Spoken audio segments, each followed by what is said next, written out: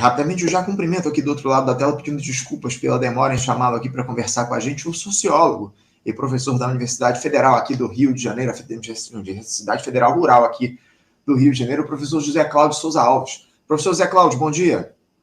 Bom dia, Anderson. Tudo bem? Muito bom estar aqui com vocês e com os faixa livre internautas. Muito bom começar o ano assim. Alegria nossa te receber mais uma vez aqui, Zé Cláudio. Muito obrigado por aceitar o nosso convite para participar desse primeiro programa do ano. E temos aí temas importantes para tratar a respeito de um tema que você é profundo conhecedor, né, Zé Cláudio? Porque o fim do ano de 2023 foi bastante agitado aqui no Rio de Janeiro, em especial quando a gente fala sobre essas estruturas que sustentam os grupos milicianos aqui no nosso estado.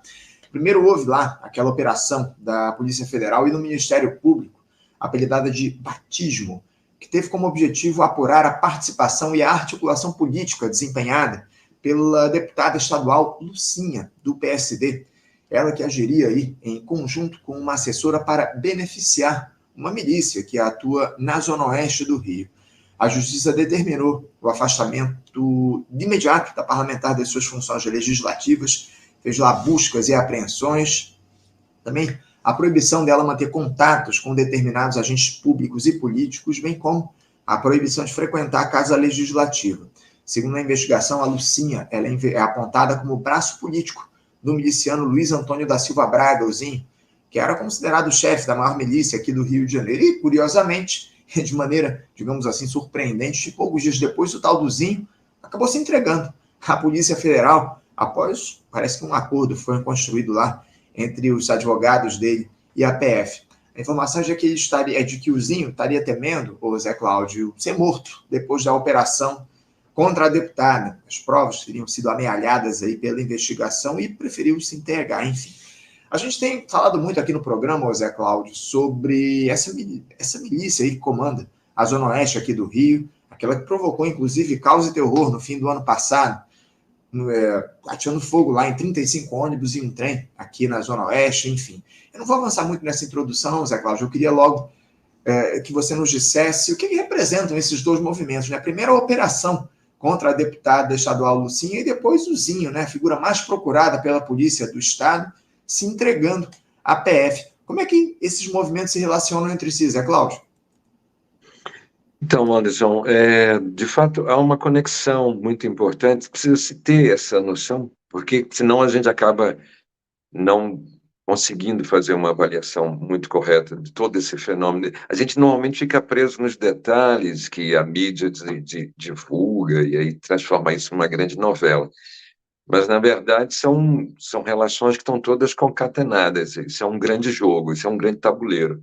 Para cada movimento de peças, você tem a reconfiguração das possibilidades desse jogo.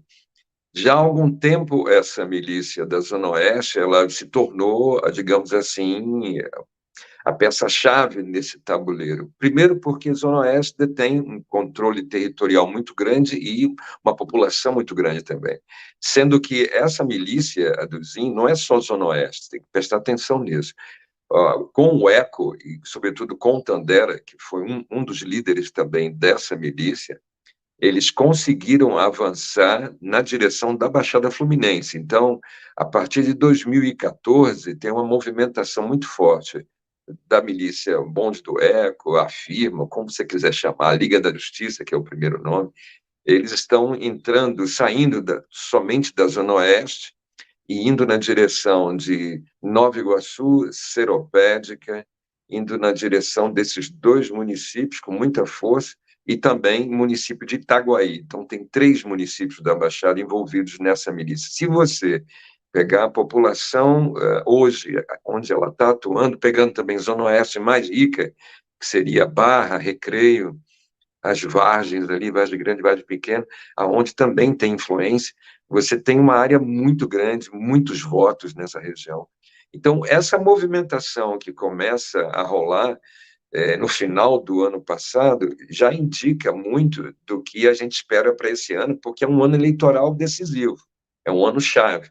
Então, falar de milícia hoje é falar de controle econômico desses territórios, controle financeiro associado a crimes, a ilegalismos, mas também a coisas legais. O mais impressionante hoje é isso.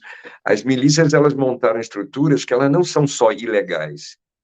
Hoje, várias prefeituras da Baixada, a própria estrutura da Prefeitura do Rio de Janeiro, ela incorpora empresas que são montadas com capital miliciano. Então, hoje o capital miliciano ele circula em várias direções, ele não está preso, nunca teve, na verdade, a uma dimensão estritamente ilegal, criminosa. Isso aí é a face que nós percebemos e que é a mais comentada, a mais difundida, mas hoje várias empresas que ganham licitações de obras em várias prefeituras, várias empresas que possuem maquinário para ceder e participar em empreendimentos, várias prefeituras que têm, por exemplo, licença ambiental para empreendimentos nas suas áreas, elas têm envolvimento direto com a estrutura miliciana. Então, o capital miliciano e a presença miliciana, ela está dentro da estrutura do próprio Estado, do seu funcionamento. No executivo, que é o mais, assim, a ponta mais forte, mas também, com certeza, no legislativo e no judiciário. A estrutura do Estado como um todo, hoje, está envolvida na estrutura miliciana, com certeza. E aí a pergunta não é por que o que significa atingir a Lucinha, a pergunta é por que a Lucinha virou uma peça nesse jogo como um todo. Que eu posso dizer o seguinte, como são várias prefeituras, como é o Estado do Rio de Janeiro como um todo envolvido com essa estrutura miliciana, não é uma coisa localizada, claro, tem uma estrutura mais forte nessa área que a gente identifica aí, Zona Oeste e parte da Baixada Fluminense, até como um todo, você tem essa força, mas isso está esparramado, isso está em vários lugares. Por que Lucinha é a figura que é atingida? Se existem vários deputados estaduais, vários mesmo, não são poucos, que têm ligação com essa estrutura. Se tem prefeitos envolvidos com essa estrutura, por que Lucinha virou a peça-chave para ser tocada agora, nesse momento? Então, tem a ver com todo esse jogo que você estava descrevendo. É um jogo que já vem sendo feito. A meu ver, ele tem uma data mais atrás. Ele é da morte do Eco, 2021, junho de 2021. A partir do momento que o Eco é assassinado, se você começa essas grandes transformações nessa estrutura miliciana, ela começa a se fragmentar, começam a ocorrer disputas internas, e essas disputas, você pode dizer assim, não, então ela está se enfraquecendo. Não, é o contrário. Quando você abre disputas internas, você abre uma competição por territórios, por grana, e para os que estão na estrutura de poder do Estado, o jogo é muito interessante, porque aí eles vão dizer o seguinte, quem é que vai permanecer nessa estrutura? É quem me oferece mais. Quem é que me oferece mais controle territorial? Quem me oferece mais grana e mais voto, porque está tudo relacionado. Então, quando se faz essa movimentação desde junho, você teve uma fragmentação, junho de 2021, você tem uma fragmentação nessa estrutura policial, ela começa a concorrer internamente, disputas muito mais intensas, ela começa a se expandir e começa a confrontar outros grupos armados nesse território. No caso, o grupo mais notório de disputas com milícia é o Comando Vermelho, e isso vai promovendo muitas modificações. O próprio Terceiro Comando Puro, que domina uma parte ali importante no quilômetro 32, que é um eixo essencial dessa estrutura miliciana ali do Bonde do Eco, a firma, enfim, dessa grande milícia, ele tem uma disputa muito intensa com o Terceiro Comando Puro, então essa disputa é intensificada. Muitas mortes estão sendo geradas, muitas, não é um padrão de poucas mortes, e quanto mais mortes, mais controle você tem sobre essa população. Essa lógica do terror potencializada, ela te permite mais controle ainda sobre essa população como um todo.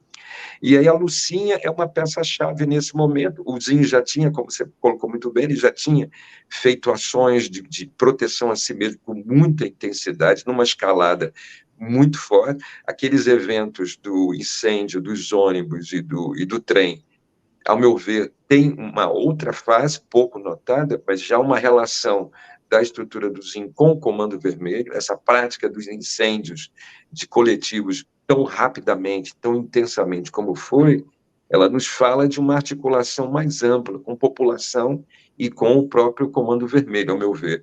Que o Zinho faz, isso é uma novidade imensa, uma novidade impressionante, de uma aliança que não existia até aquele momento. Então, o Zinho buscando se proteger dos próprios, daqueles próprios que disputam internamente com ele a milícia, ele se alia a um grupo armado importante naquele cenário, que é o Comando Vermelho, que sempre foi um inimigo dessa estrutura, e consegue estabelecer, então, uma superação de um modelo anterior. Então, ele ganha mais expressão e mais força.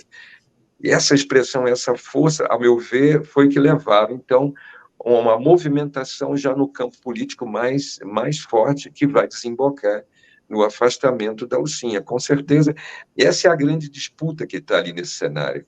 E aí a pergunta é, e como é que vai ficar daqui para frente? Que cenário você espera? E os outros envolvidos com outras estruturas milicianas e com outras estruturas políticas, como que eles vão se comportar nessa reconfiguração do cenário dessa principal milícia que atua ali? Esse é o cenário que a gente está tentando observar e tentando acompanhar. Ele é muito rápido. O Zinho tentou sobreviver, na verdade, porque ele sabia que ele era a bola da vez, né? Pela toda, quando a Lucinha cai, ele percebe nitidamente que ele não tem mais suporte. Quem dá suporte para toda a estrutura miliciana é a estrutura política, que ela é determinante, e a estrutura econômica que esse miliciano detém.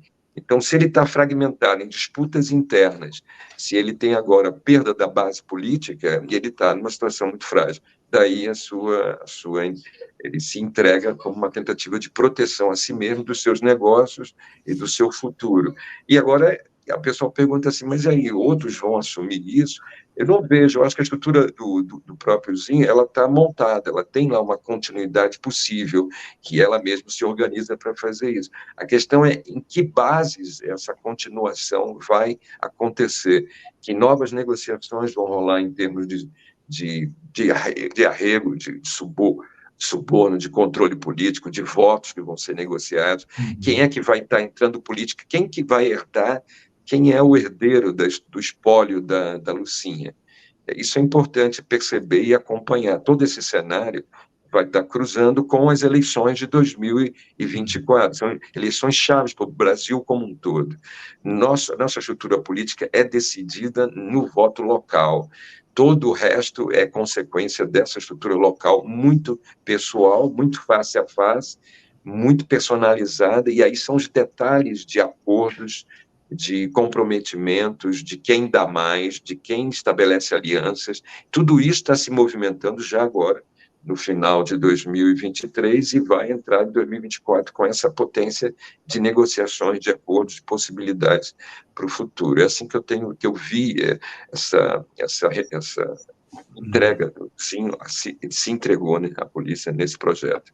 Isso. Agora, Zé Cláudio, eu queria tratar justamente disso que você trouxe aqui para a gente. Como é que vai se movimentar essa lógica dessa milícia lá na Zona Oeste, né? Na Zona Oeste, porque parece que já se iniciou uma disputa pelo poder lá naquela região. Um possível sucessor do Zinho nesse grupo criminoso teria sido executado, o tal do Pitt, né? Recentemente houve lá o assassinato dessa figura numa troca de tiros, enfim. Eu queria que você falasse como é que essa estrutura pode se reorganizar e outra, o Zé Cláudio, como é que essas milícias elas se colocam diante da disputa política? Como você muito bem colocou, 2024 é um ano importantíssimo no nosso país, eleições municipais, as milícias exercem uma influência enorme, definitiva no pleito em algumas regiões aqui, especialmente no Rio de Janeiro. Esses dois fatos, a prisão do Zinho, a operação contra a Lucinha, de alguma forma pode reduzir a ação desses grupos milicianos na escolha aí de cargo para cargos eletivos, prefeitos, vereadores. Esse tipo de operação pode de alguma forma intimidar verdadeiras facções criminosas no que diz respeito ao seu braço político?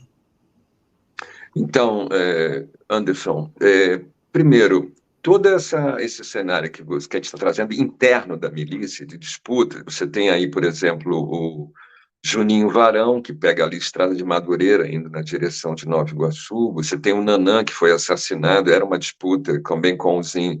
Deve ter uma nova liderança surgindo no grupo do Nanã. E tem também o Tauã, que pega parte de Nova Iguaçu e pega também Seropédica. Esses três são os mais visíveis. Você citou o Pitt, que também fazia parte dessa estrutura de disputas internas nessa grande milícia que ela começa a ter. Digamos assim, são novos empreendimentos. Novos empreendimentos é uma espécie de acumulação primitiva do capital criminoso. Para ele fazer essa acumulação, ele precisa de ter suporte político, suporte que passa pela estrutura de segurança pública, né, que vai protegê-lo, que vai dar garantia de que seus empreendimentos, sua atuação criminal possa existir. Então, é tudo articulado. Se você perde esse suporte, perde esse apoio, você pode ser assassinado, você pode ser vítima dessa estrutura como um todo e não ter proteção, pode ser preso. Então, é todo um jogo montado. Quem vai assumir essas dimensões vai depender muito desses acordos, de quanto você vai dar, quem é que vai te dar suporte, como que esse suporte vai representar para a estrutura política ali local um interesse para ser montado. A saída da Lucinha representa uma reconfiguração desse cenário, então novos atores políticos vão surgir. Um ator político chave, Anderson, que tem que ser observado, já está colocado já há algum tempo, ele é dos mais fortes, é o grande, se pode colocar numa figura de xadrez, ele está próximo aí da figura da rainha, né, que é uma figura-chave dentro do jogo como um todo. É o próprio governo do Estado. Você se lembra que Cláudio Castro ele lança, em outubro, uma comunicação, uma mensagem para a Assembleia Legislativa disponibilizando 4,5 bilhões de reais de fundos temáticos especiais que haviam se acumulado ao longo do governo dele, de coisas que não foram aplicadas, coisas que não foram efetivamente utilizadas na proposta do governo. Sobrou uma pequena quantia, né, de 4,5 bilhões de reais, ele envia para a Alerj essa mensagem dizendo aonde a Alerj quer utilizar esse recurso. Foi no mesmo momento, você deve se recordar disso, onde houve uma mudança na lei orgânica das polícias civis para poder se escolher um novo secretário de polícia civil. Então, houve um casuísmo, uma mudança. Para que tudo isso? Porque já é parte da estrutura toda que está se movimentando. Você muda a legislação da Polícia Civil no Rio de Janeiro, você escolhe uma figura política já comprometida com um projeto político relacionado ao uso dessa grana, e você cria uma figura dentro da Assembleia Legislativa, cria todo um conjunto de interesses que estão se movimentando. São esses interesses que vão se movimentar em que direção? Na direção das eleições de 2024. Então, cada deputado... Lucinha estava lá também. Ela estava lá, ela fazia parte da Alerj naquele momento e está disputando esses capitais. E para onde vai esse dinheiro? Eles é que vão definir, inclusive eles definiram que pode ir para salários. Então, a criação, por exemplo, logo depois, você se lembra disso, houve a criação da Secretaria de Segurança Pública, a recriação, porque ela existiu no passado, ela foi extinta, e aí diz que por toda uma correlação de força com o governo federal e uma discussão em torno disso, se volta então de novo a ter uma secretaria de segurança pública. Ela também é um espaço para obtenção de grana, obtenção de salários, de projetos que vão passar pela estrutura. A estrutura de segurança pública, ela é hoje a estrutura mais forte em termos de avanço de grana, de recursos e de projeção política no Estado. Então, essas figuras estão se movimentando na Alerj e que estão escolhendo novos nomes, e o próprio governo do Estado, o interesse deles é transformar, isso já vem ocorrendo há algum tempo, o caso mais emblemático é o caso de Belfor Roxo, que nos deu, na eleição de 2022, o deputado estadual mais votado do Rio de Janeiro, Márcio Canella, inclusive o cara que indicou a nomeação do atual secretário de Polícia Civil foi ele, né, Márcio Canella. E também de Belfor Roxo que surge a deputada federal mais votada do Estado, que é a Daniela Carneiro, esposa do atual prefeito Wagner Carneiro. Enfim, parece que essa estrutura de segurança pública ela se transforma, que eu posso dizer, no grande cabo eleitoral de qualquer projeto político. Então, a Belfor Roxo nos deu esse exemplo. Eles, a partir de uma articulação entre Cláudio Castro e o prefeito Wagner Carneiro, eles montaram um destacamento da Polícia Militar numa região chamada Complexo do Roseral, e a partir desse destacamento, com inúmeros conflitos com o Comando Vermelho, que dominava naquela região, eles passam a implantar na cidade como um todo uma estrutura onde a segurança pública vira a grande plataforma eleitoral, plataforma não, a grande base operacional do jogo eleitoral naquela cidade. E isso decidiu que mais da metade dos votos da cidade fossem para a deputada federal, que eles elegeram, a Daniela Carneiro, e para o deputado estadual que eles elegeram, Márcio Canella. Esses dois receberam mais da metade dos votos da cidade. O que dá para nós um exemplo do potencial que é essa questão da segurança pública na disputa com milícia, não só na disputa, né, nos acordos com a milícia, nos acordos com os grupos armados, com disputas, com desacordos com o Comando Vermelho, com o Terceiro Comando Puro, e principalmente nos acordos dentro da estrutura estatal armada. A estrutura estatal armada é uma espécie de fiel da balança, uma espécie de fiador de qualquer grande projeto político. Eles estão enxergando isso já há algum tempo. Cláudio Castro, ele elogiou recentemente o Alan Turnovski, não sei se você percebeu isso, houve uma fala pública de elogio a ele, que foi preso, o Alan Turnovski foi preso, e foi afastado da sua candidatura lá em 2022, né? Então, você tem figuras que, sendo afastadas ou presas ou não, eles permanecem como influentes nessa estrutura como um todo. Então, o cenário todo que estou percebendo é de um grande acordo, onde a estrutura de segurança pública ela é decisiva, ela vai receber aportes financeiros importantes, é com ela que se pretende fazer, então, uma grande jogada para a obtenção de votos para 2024, com certeza.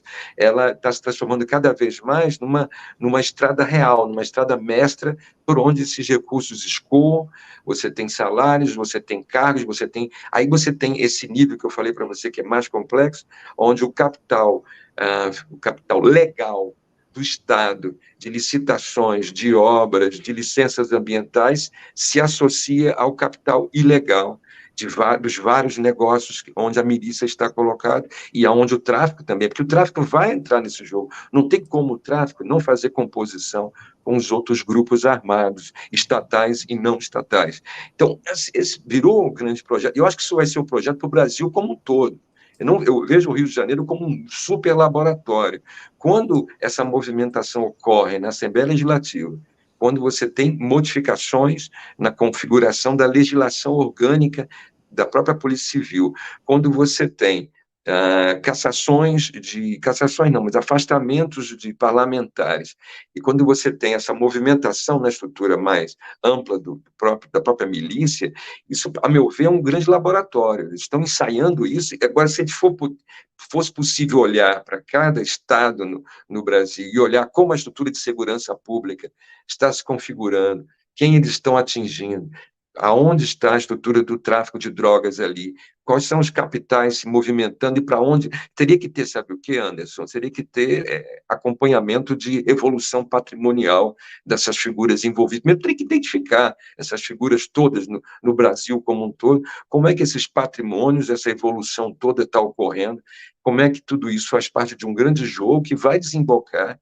Aí, claro, em cada realidade dessa, você vai ver um cenário diferenciado. Você vai para a Amazônia, você vai ver tráfico de madeira, tráfico de carnes exóticas, mineradoras, minério, você vai ver tudo que é o próprio tráfico de drogas, tráfico de armas, tudo isso está compondo verdadeiros corredores de grana, poder e controle eleitoral. Então, se você poder mapear todo o Brasil nessas estruturas, você vai entender que o Rio de Janeiro é o grande berço, é o grande cenário, o laboratório, e que isso vai virar a grande tônica para a estrutura eleitoral do Brasil cada vez mais. É assim que eu estou vendo. Então, eu estou ampliando um pouco, para que a gente comece o ano olhando para um cenário muito mais complexo do país como um todo. Ele está se movimentando. Isso não é só... Aí você fala assim, mas isso é o que? A herança do bolsonarismo? Não, isso nunca foi desmontado, Anderson. Eu estou falando de 6 décadas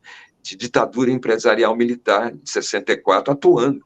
Então, passou por inúmeros governos, governo tucano, governo petista, governo bolsonarista, todos eles não foram capazes de montar, e não só não foram capazes de montar, eles se associaram a essa estrutura armada estatal e não estatal, que é uma estrutura armada que dá muito poder, muito voto, muito dinheiro, e ela se amplia. E aí, cada região dessa, o Rio de Janeiro é uma, vai ter suas peculiaridades, seus detalhes. Então, preciso analisar tudo isso. Isso nos dá um cenário bastante assustador, real. Eu já acompanho isso há muito tempo. Mas aí depois fica sem saber o que aconteceu, por que Bolsonaro ganhou em 2018. A gente não entende, né? Mas, na verdade, é uma estrutura antiga, e ela se consolida, ela avança cada vez mais, né? Como você muito bem coloca, né, o Zé Cláudio, devia haver uma ação estruturada de diferentes setores do Estado brasileiro para desmontar essas estruturas milicianas, enfim. Eu tenho um comentário aqui que eu preciso trazer do nosso espectador, o Alexandre Brito, que é lá da Zona Oeste, inclusive, acho que ele é de Campo Grande. Ele diz aqui o seguinte: ó, as emendas do relator estão chegando para irrigar a atuação das milícias. Aí se refere às emendas parlamentares. Esse ano de 2024 foram aprovadas, foi recorde de emendas parlamentares aí, aprovadas pelo Congresso Nacional. Teremos aí, se eu não estou enganado, 56 milhões de reais destinados a emendas parlamentares obrigatórias, de acordo com o que está no orçamento da União. A gente vai falar, inclusive, a respeito do orçamento daqui a pouquinho no nosso programa. Você também comentava a respeito lá da situação de Belford Roxo, sobre o Vaguinho, o Márcio Canela. Parece que se abriu uma disputa agora entre eles, né, o Zé Cláudio? Eles que eram aliados agora se colocam como inimigos nessa disputa que está colocada em relação às milícias, enfim. E só para encerrar aqui, só queria fazer um comentário. A Lucinha, deputada estadual, é do PSD, que é o partido do prefeito do Rio de Janeiro, Eduardo Paes. Exatamente. A gente precisa fazer essas conexões e lembrar também que, ao que tudo indica, o Partido dos Trabalhadores deve apoiar o Eduardo Paes na sua reeleição agora, esse ano de 2024. O PT não deve lançar candidato, deve apoiar o Eduardo Paes aí para a sua reeleição. Tem uma melhor ainda, Anderson. O PT está apoiando na Baixada gente ligada à estrutura de grupo de extermínio. Isso eu tenho certeza, eu já acompanho isso há muito tempo. Então, o PT não tem nenhum problema em relação à milícia e grupo de extermínio. Nunca houve. Eles se alinham, se der voto, aí faz comprometimento, coloca em primeiro escalão, né? Você viu isso? Coloca figuras ligadas à estrutura miliciana em primeiro escalão do governo federal, depois tira porque não sustenta, aí cria uma historinha qualquer, diz que vai para outro partido.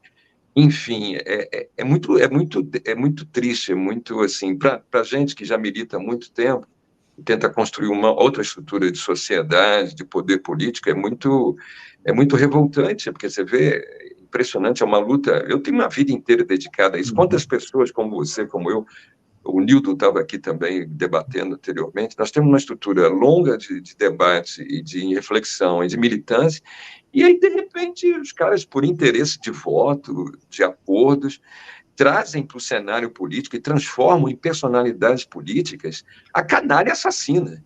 Então, você é um notável, você é um sangue azul petista, né? Notável, você é de uma estirpe nobre, sei lá de onde, e aí você não tem problema. Essa é a tradição, a maior tradição política brasileira é essa, é você, o notável, se alia com a canalha assassina. Se ela vai te dar voto, te dar poder, tudo bem, eu não vou sujar minha mão no sangue, deixa que ele suje, e ele que vai me garantir a minha base. Isso é uma coisa... Os índios sabem muito bem isso, eles foram massacrados todos nesse país, a população, os índios não, a população indígena, né? Esse é o nome correto. A população escravizada, negra, também foi massacrada nesse mesmo tipo de cenário. Eles sabem muito melhor do que qualquer um de nós o que é o Brasil em termos desses acordos. E nós vivemos isso hoje escancaradamente, cada vez mais abertamente no jogo político. Então, é uma aliança espúria, mas que é o que parece que é essa coisa espúria, lodosa, essa coisa mal cheirosa, pantanosa, que é a política nossa, ela é a tônica, ela é a verdadeira realidade, realpolitik, né? A realpolitik nacional é essa lama, onde vai ter execução sumária, sim, vai ter controle de voto, vai ter terror, vai ter gente, vai ter corpos desaparecidos. Eu estudo o desaparecimento de corpos. Então, hoje, essa estrutura miliciana e estatal de grupos armados é uma maior estrutura de desaparecimento de corpos do país da América Latina. Nós estamos vivendo no meio disso, né? Então, é isso. É isso.